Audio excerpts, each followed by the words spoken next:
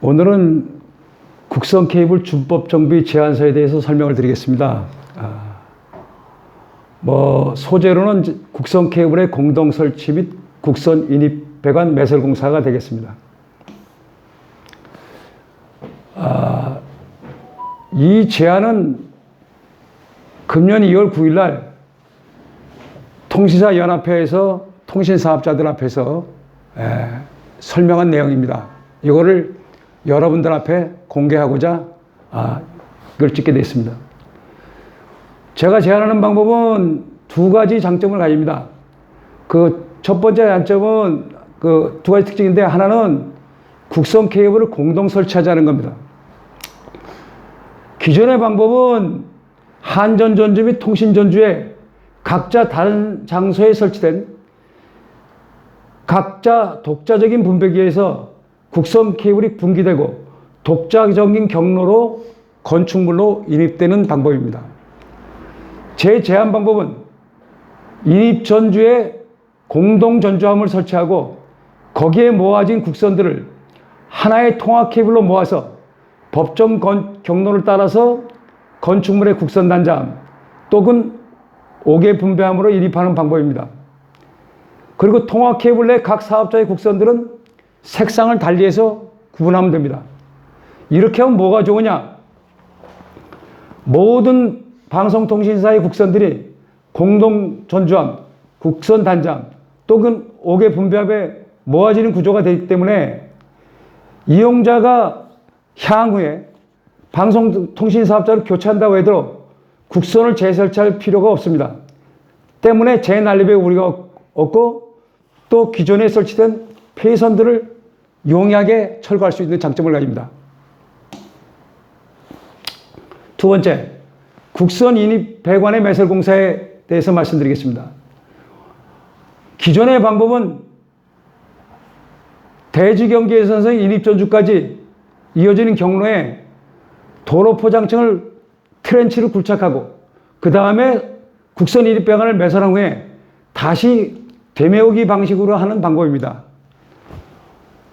제한 방법은 뭐냐? 이용자 통신 매널 내부에 수평 드릴 장치를 설치해서 인입 전주까지 땅을 파지 않고 비굴착 방법으로 국선 인입 배관을 매설하는 겁니다. 단지 필요한 공사는 인입 전주 측면에 수직 구멍을 뚫는 거에 국한됩니다. 장점은 이렇습니다. 도로의 굴착 및 복구의 작업량이 최소화되므로 공사 중에 주민들의 불편이 없습니다. 두 번째, 사업장 국선 인입 배관의 매설 비용을 크게 절감하는 것이 가능합니다. 자, 그러면 국선의 설치에 대한 방송통신 설비의 기준에 관한 규정을 살펴보겠습니다. 5회선이 넘는 국선이 인입되는 건축물에는 이렇게 땅속으로 국선이 인입되도록 되어 있습니다. 건축주는 집을 지을 때 대지 경계선 안에다가 국선이 인입될 수 있는 모든 시설을 다 해놓습니다. 그런데 문제는 뭐냐? 사업자가 전주에서 건물로 국선을 인입할 때 여기 대지경계전까지 국선 인입 배관을 매설해야 되는데 이거를 매설하지 않고 인터넷 설치기사한테 국선을 설치하기 때문에 인터넷 설치기사들이 이 땅속으로 국선을 설치할 수 없게 되는 상황에서 이 발생하게 되는 것입니다. 5회선이라는 게 어떻게 되느냐? 셈법이 있습니다. 규정, 방송통신 설비에 관한 기술 기준에 관한 규정 제20조에 보면 주거용 건축물은 단위 세대당 한 회선, 업무용 건축물은 10제곱미터당 한 회선 이상이 배치되는 걸로 되어 있습니다. 우리가 여기 사용전 검사 제도가 어떻게 변천된지를 했는데요. 98년까지는 공사업법 시행령에서 99년부터는 정보통신공사업법에서 2004년 7월 때도 정보통신공사업법에 따라서 건축물 안에 군의 통신 선로 설비가 제대로 갖춰져 있는가를 점검하도록 되어 있습니다. 그래서 건축물을 짓는 사람들은 바로 이 군의 통신 선로 설비를 완벽하게 갖춰져야만 사용전 검사에 통과돼야만 준공 검사를 받게 되어 있습니다. 자, 국선의 위법 설치와 준법 설비 상태를 한번 비교해 보겠습니다. 요거는 각 국선들이 옥상으로 올라와서 옥상에 각 회사의 분배기들을 설치한 거고, 요거는 벽면으로, 외벽 벽면으로 들어와서 각사의 분배기들을 설치한 겁니다. 그런데 그게 그림으로 표시하면 이렇게 되겠죠. 사업자 분배기가 전주에서부터 옥상으로 올라가서 밑으로 창문 뚫고 내려오는 거, 또는 벽면으로 가서 창문 뚫고 들어가는 거. 그런데 이거는 위법입니다. 정상적으로 되면은 요 그림이 돼야 됩니다.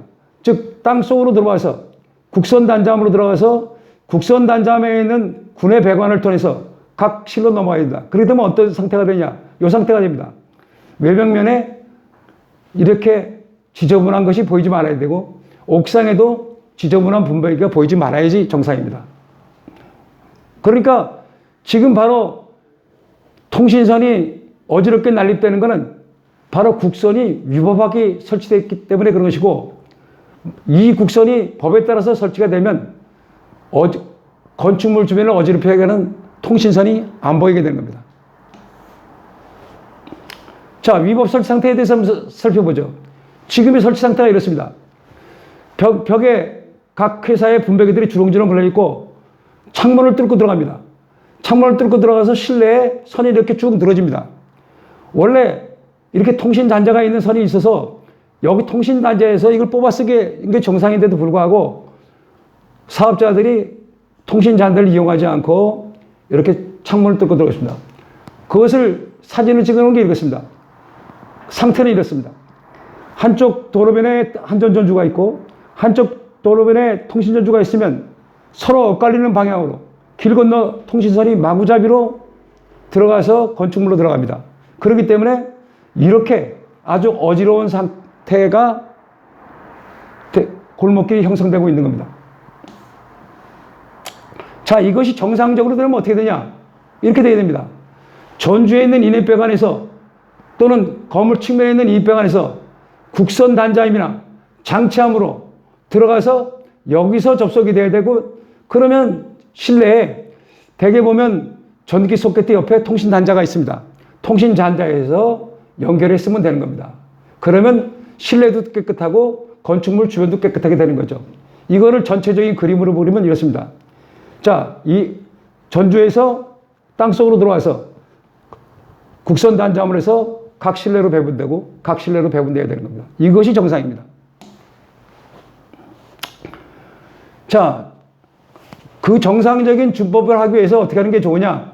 요거 세 가지의 제한 방법을 그려놨습니다. 하나는 5회선 이상의 국선을 위한 군의 통신 설비가 구비된 경우입니다. 이 경우에 국선 인입배관은 지중해 매설되어 있습니다. 중요한 거는 뭐냐? 여기 사업자 인입배관이 연결이 되는데 여기 안 되고 있지만, 어쨌든 정상적으로 사업자 인입배관이 연결된다고 할 때 선은 어느 하나의 인입전주를 통해서 공동전주함으로 모아져서 각사의 통신 케이블들이 통합 케이블로 모아져서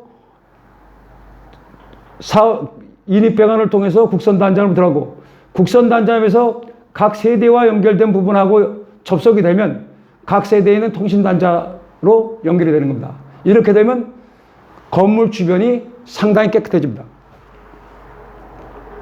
두 번째, 5회선 미만으로 되어 있는 경우에는 이와 같이 건물 외벽에 국선 단자함으로 통로하는 통로가 공중에서 들어갈 수 있도록 구비되어 있습니다. 이런 경우는 땅속으로 아니라도 이렇게 통합 케이블을 해서 국선 인입배관, 가공된 국선 인입배관을 통해서 국선 단자로 들어가고 거기서 각 세대와 연결돼서 통신 단자로 들어가면 됩니다. 세 번째. 자, 그러면 옛날 건물들에는 인터넷선이나 유선방송용 군의 통신 선로 설비가 구비되어 있지 않았습니다. 이런 경우는 어떻게 하면 좋겠는가?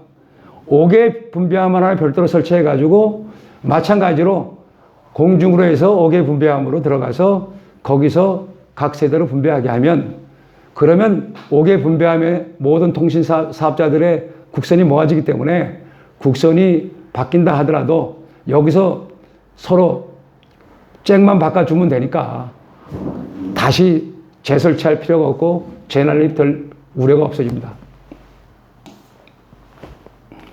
자, 네 번째, 요건 이제 국선 인입 방안을 어떻게 매설하느냐에 대해 설명했습니다.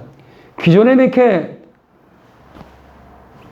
땅을 파가지고 관을 매설하려면 이와 같이 도로 포장층과 밑에를 땅을 파야 됩니다. 그리고 여기다 관을 설치한 다음에 대목이 공사해야 된다. 이거는 상당히 불편하죠. 왜냐하면 다세대 주택에 사는 주민들이 이미 거주하고 있기 때문에 사람이 거주하고 있는 공간에다가 땅을 판다는 건 상당히 번거로움을 줍니다. 뿐만 아니라 이렇게 큰 단면을 굴착하고 재포장을 하기 때문에 비용도 많이 들어갑니다. 제한공법은 이렇습니다. 제한공법은 우리가 집을 지을 때 건축주들이 대지 안에다가 이렇게 이용자 통신 매너를 설치하게 됩니다. 그 모양이 이렇게 생겼습니다. 이 공간 안에다가 수평 굴착 장치를 설치합니다. 설치해서 하고 인입전지 옆에 수직 굴착 구멍을 뚫어 놓고 수평 드릴리 장치로 거기까지 쭉 땅을 파지 않은 상태에서 수평 드릴리에서 여기까지 관을 가면 되겠습니다. 그러면 맨홀서 인입전주까지 굴착 공사를 하지 않은 상태에서 관을 매설할 수가 있게 됩니다. 그렇게 관을 매설한 상태의 관의 구조가 이렇게 됩니다. 토막토막씩 연결돼 가지고 전주로 이렇게 연결되고 그 안에 통신 케이블이 들어가면 되는 겁니다.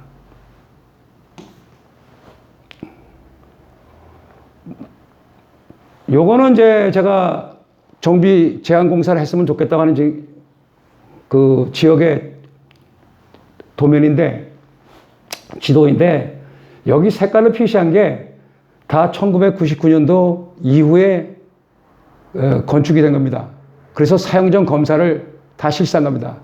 요 최소한 이 색깔에 칠해진 건축물만큼은 군의 통신 선로 설비가 완벽하게 갖춰져 있다고 보기 때문에 아까 얘기한 대로 5회선이 넘는 거는 지하 인입이 돼야 되고 5회선이 미만이라도 국선 단자함으로 통합 케이블로 인입되는 게 좋다고 판단됩니다.